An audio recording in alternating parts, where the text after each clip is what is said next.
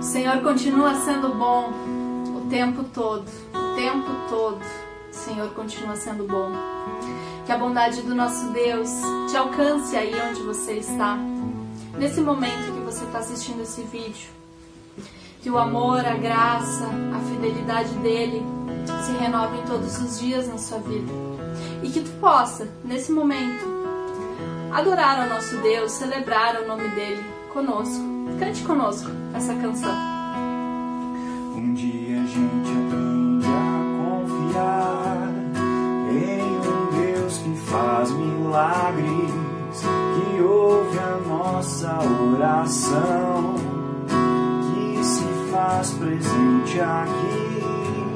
Um dia a gente aprende a dar um passo só de cada vez, mas sem duvidar,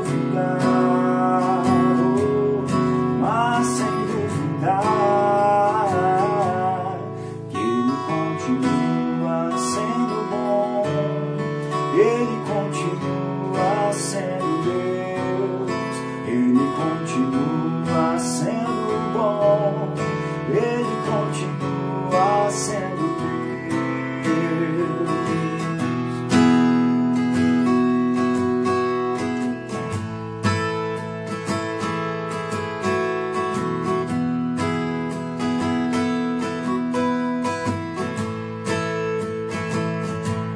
Então chega o dia de viver tudo que se aprendeu e a enxergar até o que não se pode ver. Chega o dia de entender, até ouvir o não de Deus, mas sem duvidar, mas sem duvidar.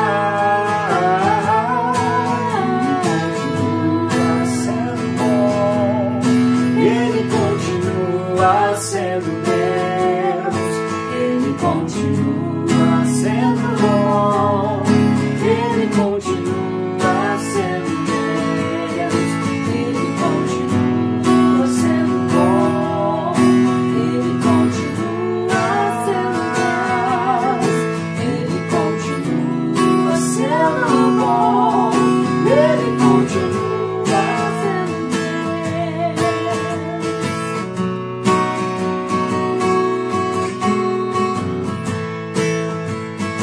O Senhor é bom o tempo todo, creia nisso.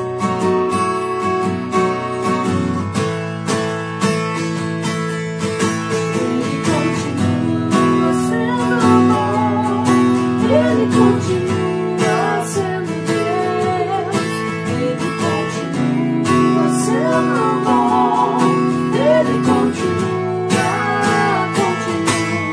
Ele continua sendo bom, Ele continua sendo Deus, Ele continua sendo bom, Ele continua.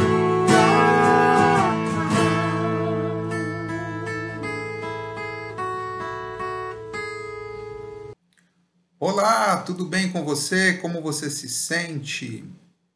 Espero que você se sinta bem.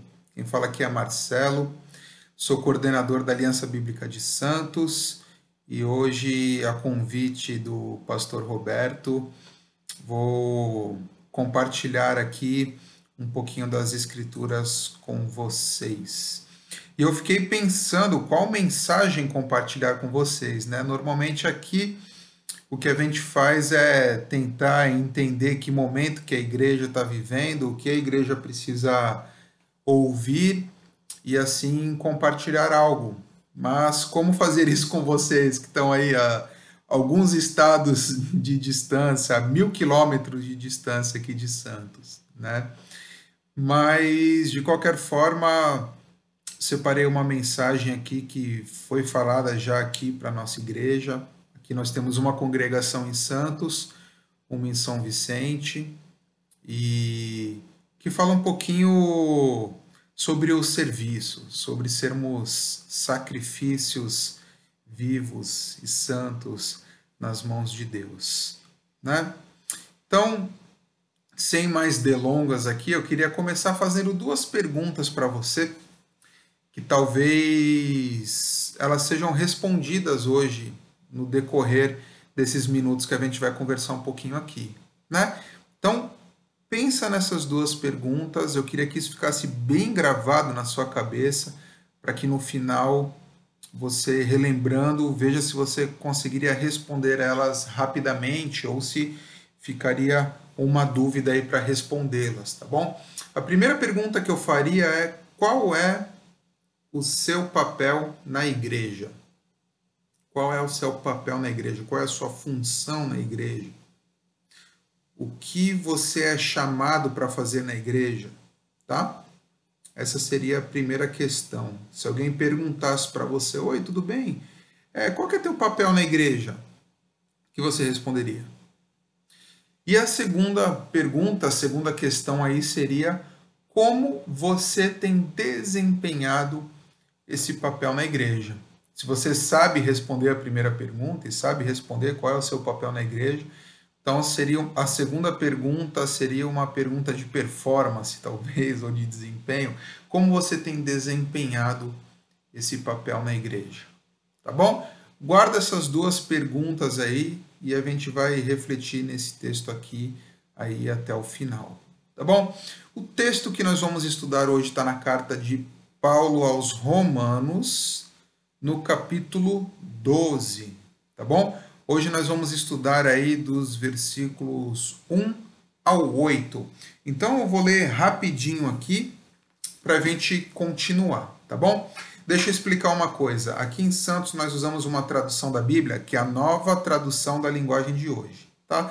Como eu já tinha preparado esse estudo e já tinha passado essa mensagem aqui nessa tradução, eu vou seguir essa tradução, tá bom?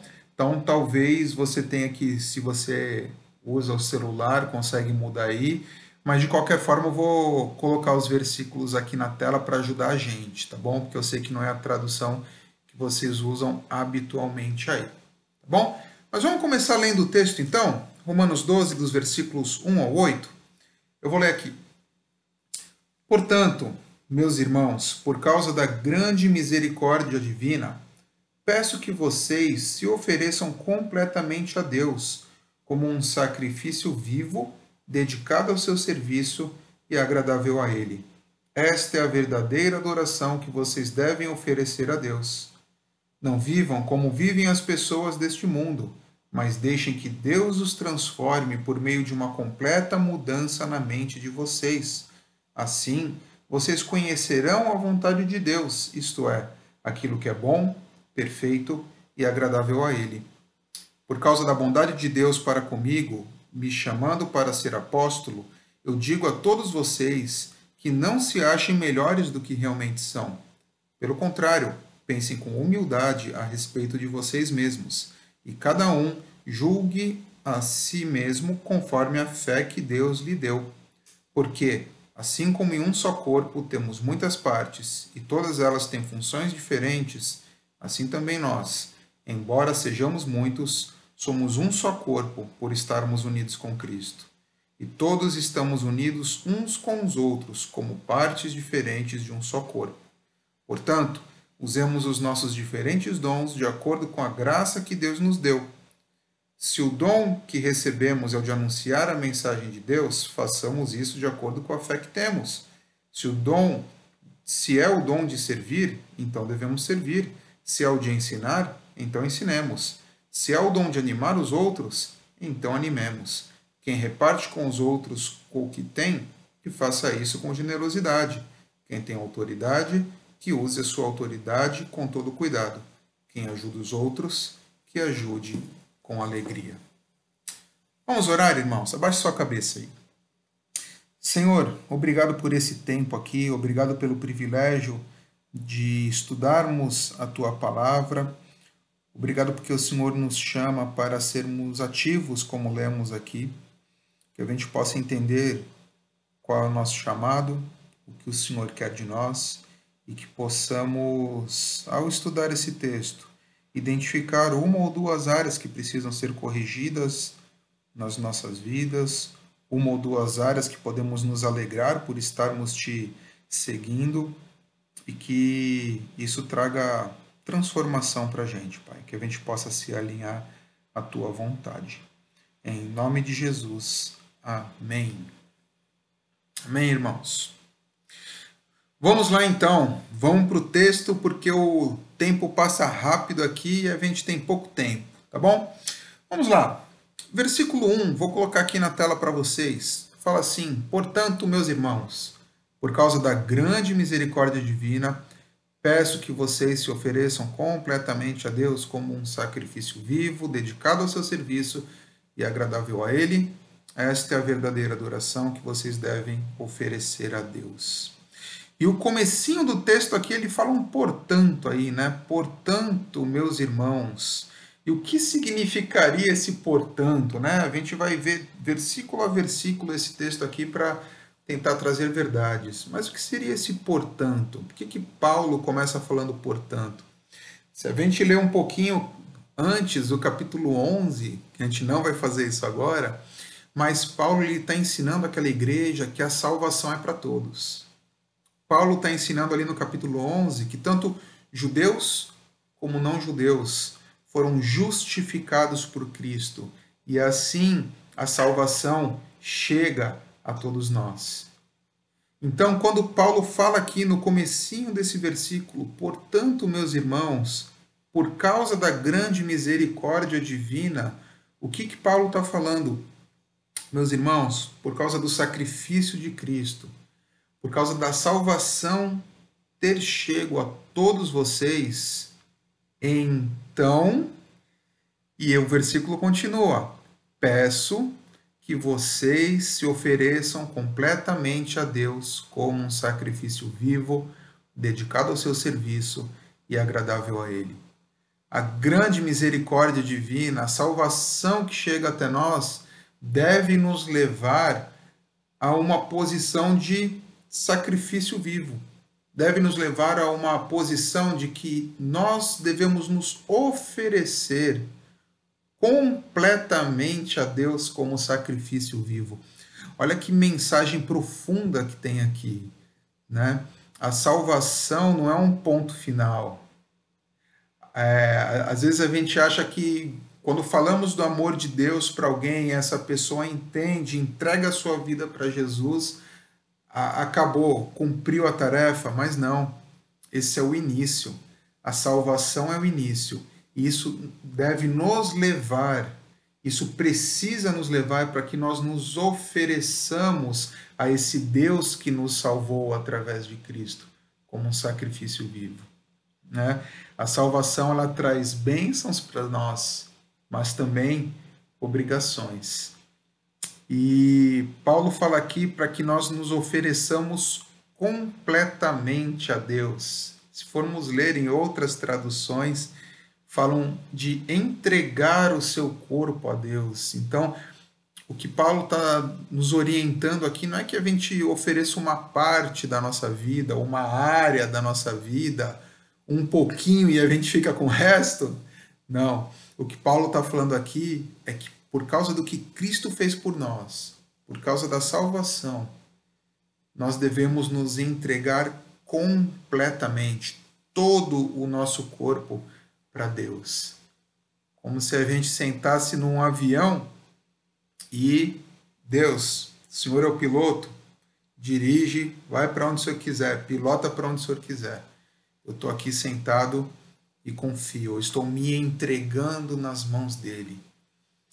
E essa entrega não é uma entrega qualquer, né? É uma entrega como um sacrifício vivo. E essa ideia de sacrifício vivo, né? Se a gente pega essa questão de sacrifício, o sacrifício era aquele animal que era morto para perdoar pecados, para que Deus fosse adorado, era algo que era entregue. E Paulo faz uma analogia aqui, mas Deus não quer que nós morramos fisicamente para Ele, né? Ele quer que nós entregamos toda a nossa vida nas mãos de Deus, mas de uma forma viva, de uma forma ativa. E a gente vai ver isso mais para frente, o que ele quer dizer com isso.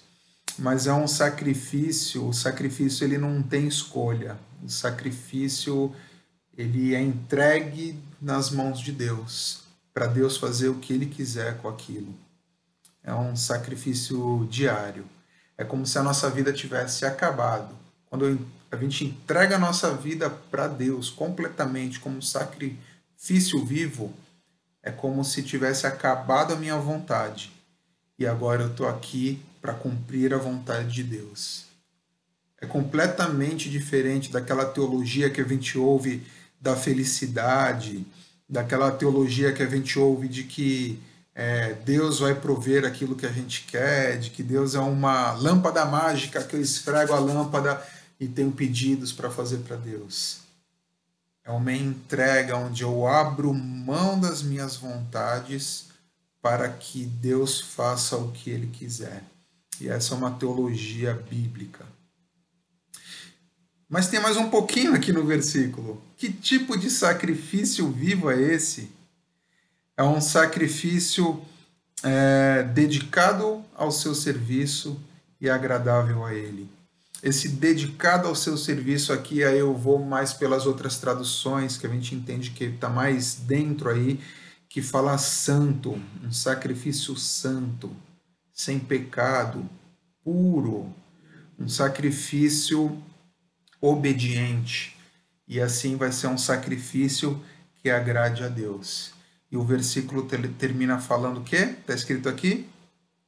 Essa é a verdadeira adoração que vocês devem oferecer a Deus.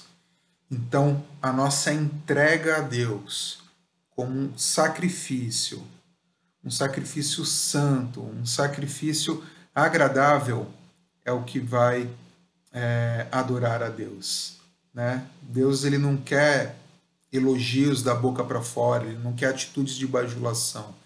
Ele quer uma adoração, que é uma adoração que eu faço quando eu esqueço a minha vontade e me entrego para fazer a vontade de Deus. Olha que profundo. Mas o texto continua aí no versículo 2, né? Não vivam como vivem as pessoas deste mundo, mas deixem que Deus os transforme por meio de uma completa mudança da mente de vocês. Assim vocês conhecerão a vontade de Deus, isto é, aquilo que é bom, perfeito e agradável a Ele. Então aqui são 3 pontos, eu tentei dividir aqui na tela os 3 pontos, mas em primeiro lugar é o deixe, né? Não vivam como vivem as pessoas deste mundo. Paulo começa a falar aqui, como que eu vou conseguir ser esse sacrifício santo e agradável a Deus? Em primeiro lugar, não vivendo como vivem as pessoas deste mundo, abandonando essa vontade que a gente tem muitas vezes de viver como as pessoas desse mundo. Né? Como que vivem as pessoas deste mundo? As pessoas que não entregaram a sua vida para Jesus. Elas vivem com os olhos daqui. Às vezes com um olho focado na carreira, de alcançar algum cargo na empresa, ou de conseguir administrar empresas, né? Uma carreira vitoriosa, uma carreira que eu consegui conquistar algo. Não é para a gente viver desse modo.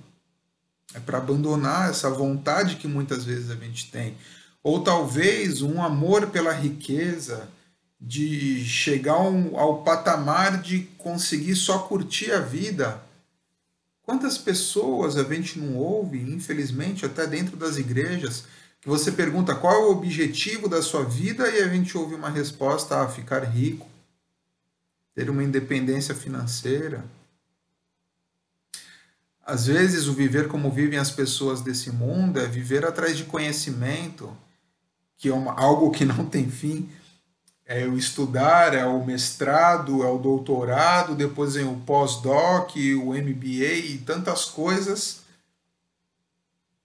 Se a gente viver a nossa vida focado em buscar isso, estaremos desagradando a Deus.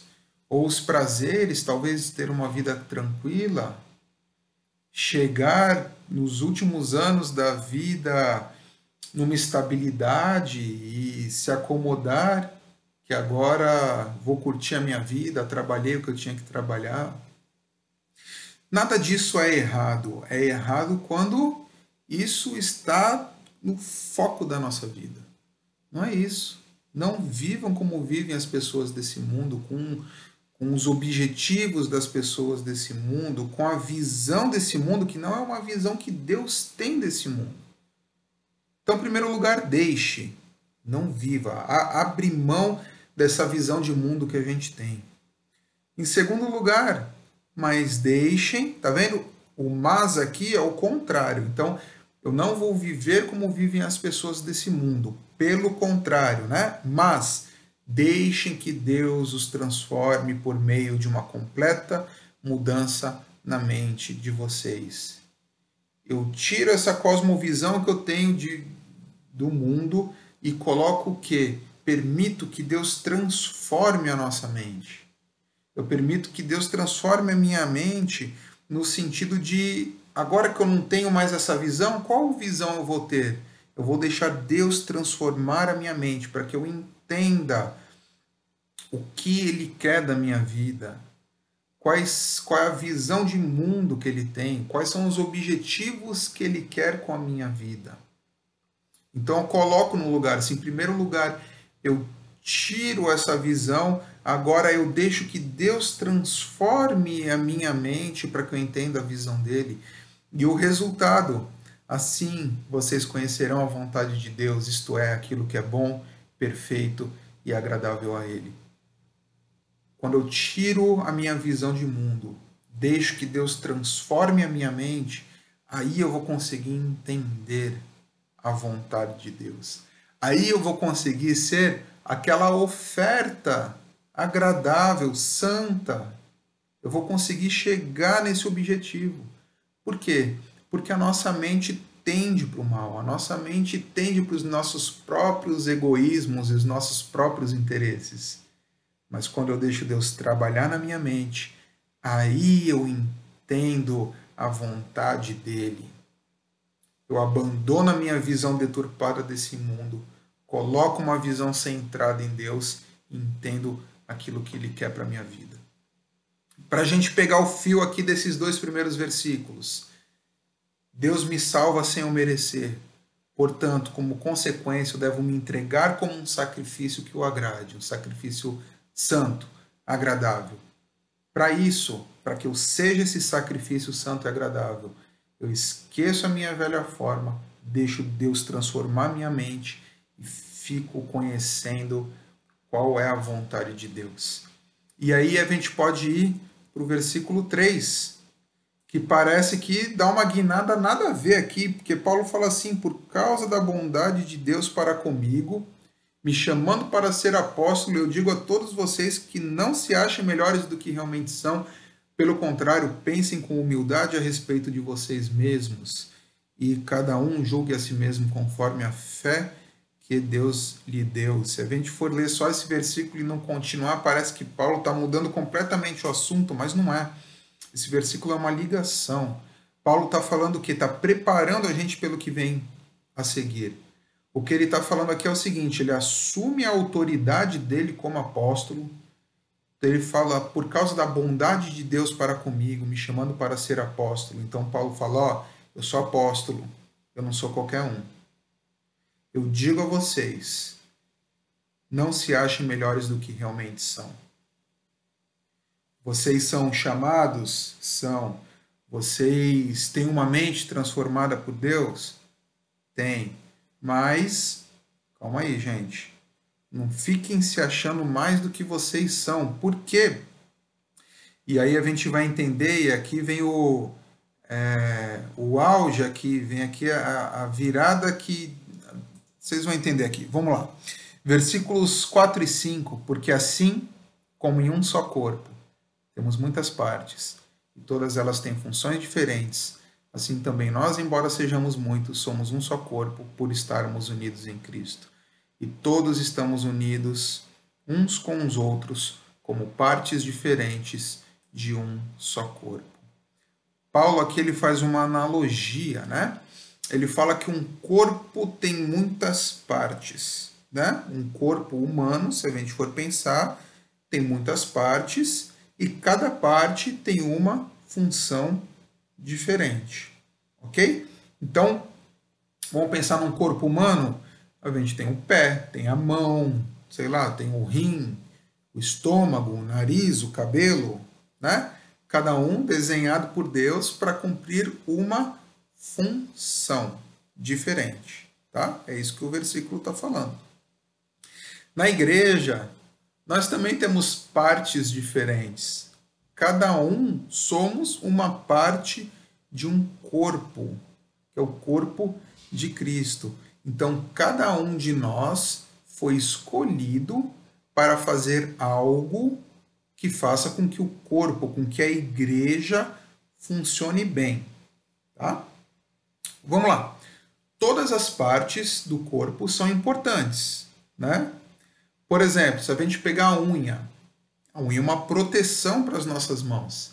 Se a gente não tivesse unha na mão, a gente ia se machucar ao pegar as coisas, ao bater a mão em algumas coisas, né? Nós temos a nossa vesícula. Ela serve ali para digerir a gordura. Se você faz uma cirurgia e precisa retirar a sua vesícula, o seu corpo fica deficiente ali. Você não pode comer alimentos gordurosos, ou seja, ela tem uma função importante para o seu corpo, né? Nós temos a tireoide, que trabalha com os hormônios do corpo, que se não funciona direito, todo o nosso corpo fica sem uma função correta. Então, da mesma forma, se eu não cumpro aquela função no corpo a qual eu fui designado por Deus, o corpo vai sentir falta. E é interessante que ele coloca aqui no versículo também que todos estamos unidos uns com os outros como parte diferentes de um só corpo. Já percebeu que todas as partes do nosso corpo são unidas? Eu não tenho um corpo que fica metade num lugar e a outra metade no outro cômodo na minha casa, né? Um corpo, ele é todo unido, todos os órgãos, tudo que a gente tem é unido. E assim também é o corpo de Cristo. Por isso que Paulo fala lá no versículo 3, calma aí, gente, cada um não se ache, não, né? Se você é uma parte do corpo importante, não fica se achando por causa disso, não, tá? Julgue a si mesmo, tenha humildade, porque às vezes a gente faz uma diferenciação e acha que é melhor do que os outros porque é uma parte mais nobre do corpo. Por isso que Paulo faz esse chamado à humildade. E a partir daqui, no versículo 6, Paulo ele vai ser prático. Paulo ele vai começar a colocar as coisas de uma maneira mais prática. Ele fala assim, no comecinho, portanto, usemos os nossos diferentes dons de acordo com a graça que Deus nos deu. Então, meus irmãos, Deus nos dá a graça de podermos ser usados no corpo. Nós somos salvos pela misericórdia de Deus e como sacrifício santo e agradável, somos colocados dentro da igreja para que possamos ser usados por Deus através dos diferentes dons que Ele nos dá para a edificação do corpo. Na verdade, então, todo o sacrifício que devemos fazer é o de sermos usados por Deus dentro do corpo.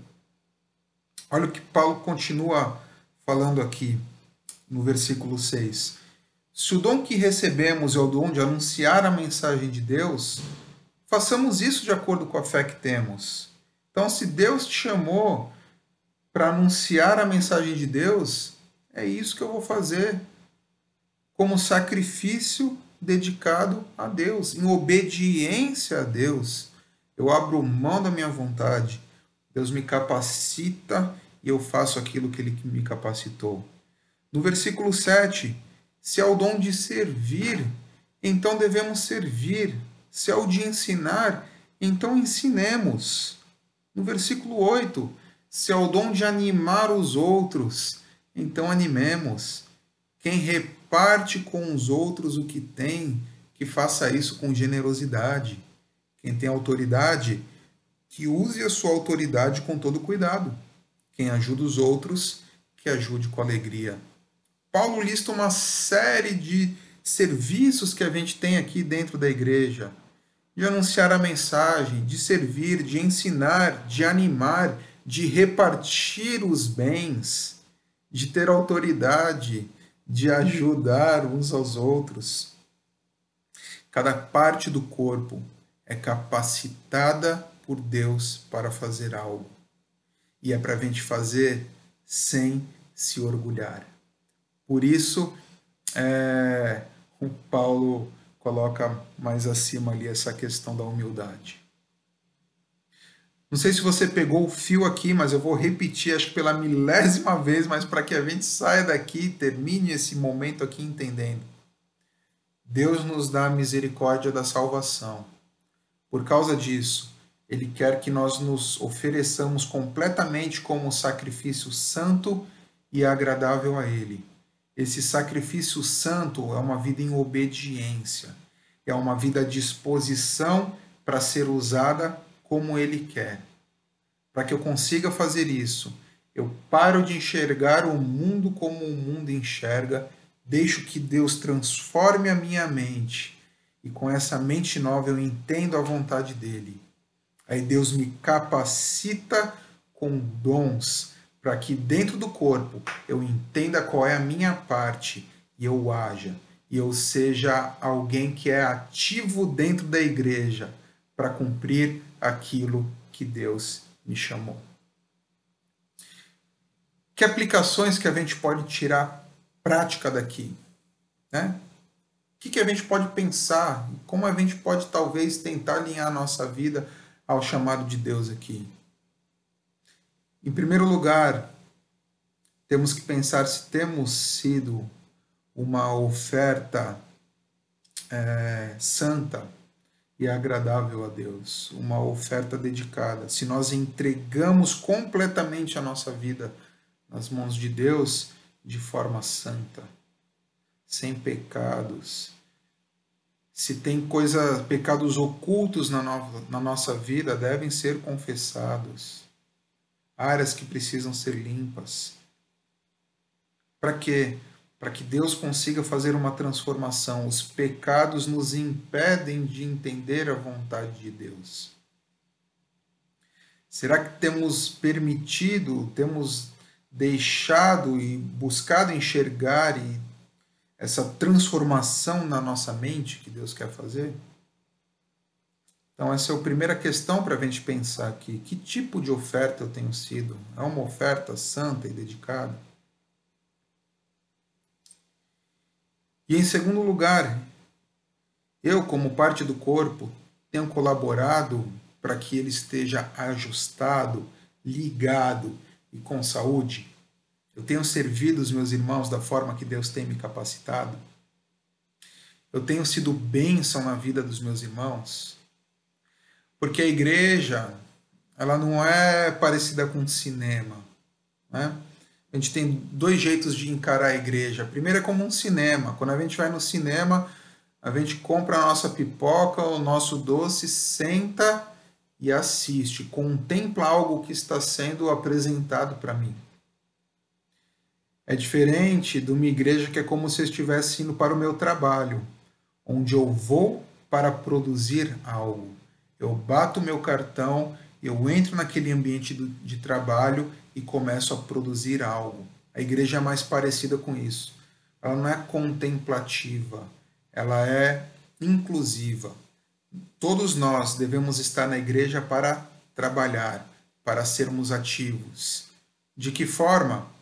Paulo citou algumas aqui: evangelizando, contribuindo, servindo, e tantas outras que a gente vê em todo o Novo Testamento, ensinando, tendo autoridade, animando.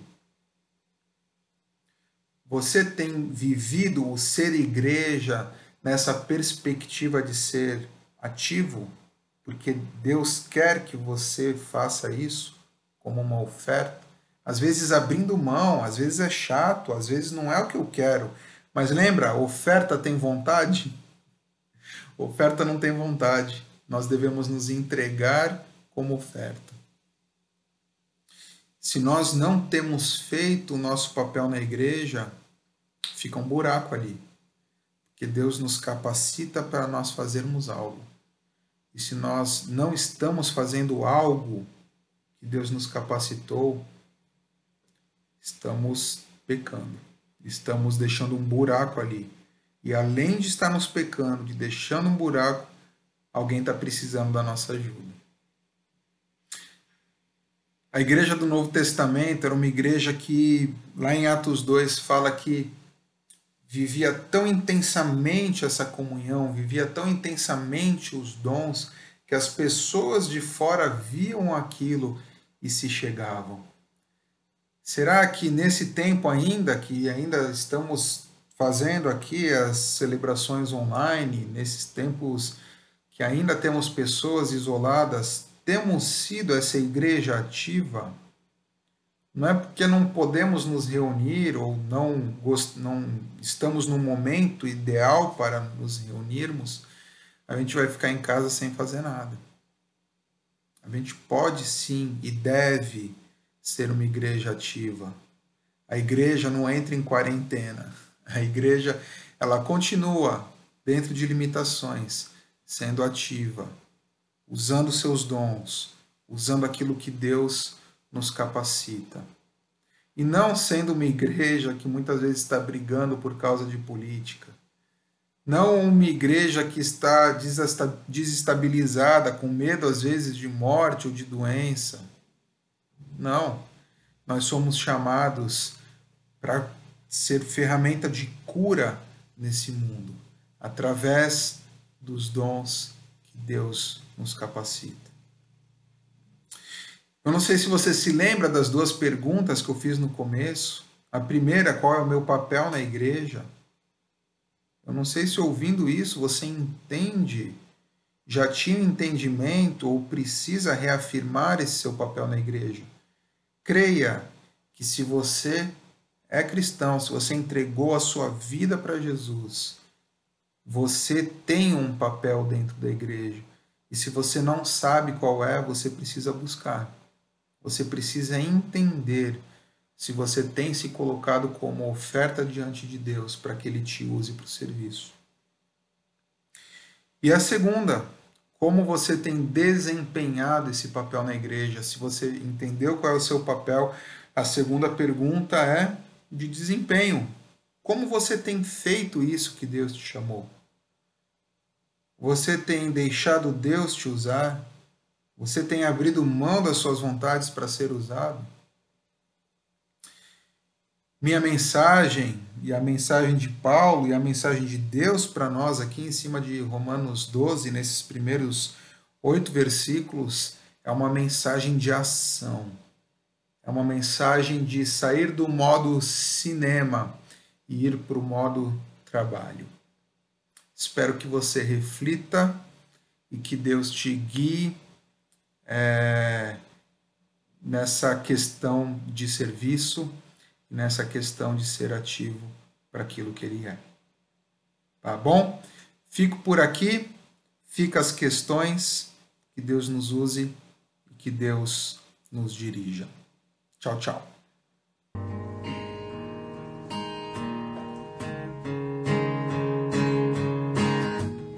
Encontre em mim, ó Deus, algo de valor. Eu quero atrair tua presença. Por tua misericórdia, Deus de Israel, enche o templo com tua glória. Restaura a casa caída de Davi, para que os povos saibam que há um rei em Israel. Eu quero ser o lugar onde você gosta de estar.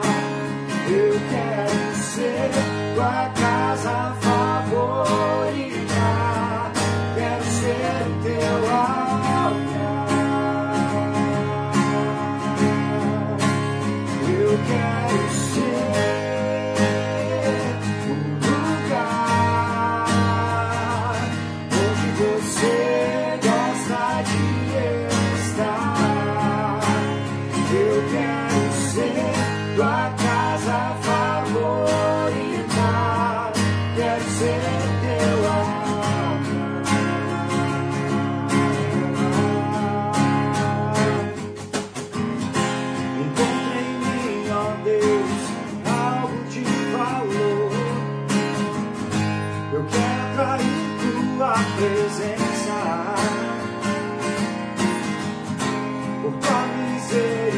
misericórdia, Deus de Israel. Enche o tempo com tua glória. Restaura a casa caída de Davi. Para que os povos saibam